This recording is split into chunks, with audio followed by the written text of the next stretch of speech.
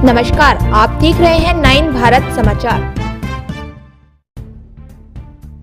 Warangal ACP नदीराम नायक ने कहा कि अपराध नियंत्रण और सुरक्षा तभी प्राप्त होगी जब लोग हमेशा पुलिस के साथ सहयोग करेंगे, जो लगातार लोगों की सुरक्षा के लिए काम कर रहे हैं।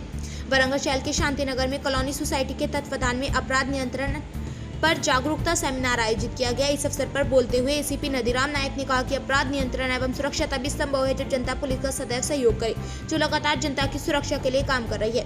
वरंगल एसीपी नदीराम नायक ने कहा कि अपराध नियंत्रण और सुरक्षा तभी प्राप्त की जा सकती है जब लोग हमेशा पुलिस के साथ सहयोग करते हैं, जो लगातार लोगों की सुरक्षा के लिए काम कर रही है।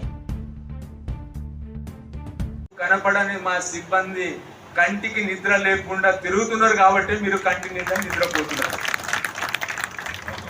ఒక మటవాడ పోలీస్ స్టేషన్ పరిధిలోనే 4 బీట్లు ఉంటాయండి. 4 బీట్లు అంటే ఒక్కొక్క బీటుకు 2 కానిస్టేబుల్ చొప్పున తిరుగుతూ ఉంటారు.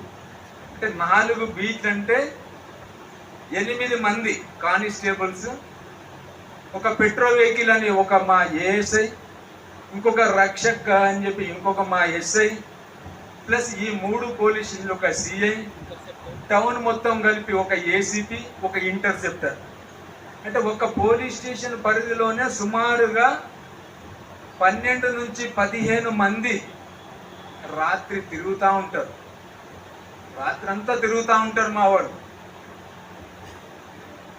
మా వాళ్ళు ప్రకృతికి విరుద్ధంగా జీవిస్తూ ఉంటారు. ప్రకృతి ఏంటి? రాత్రి పడుకోవడము, పగలు మెరుగుతూ ఉంటే ప్రకృతి.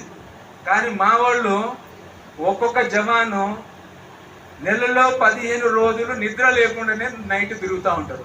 అది ప్రకృతి విరుద్ధం కాదా?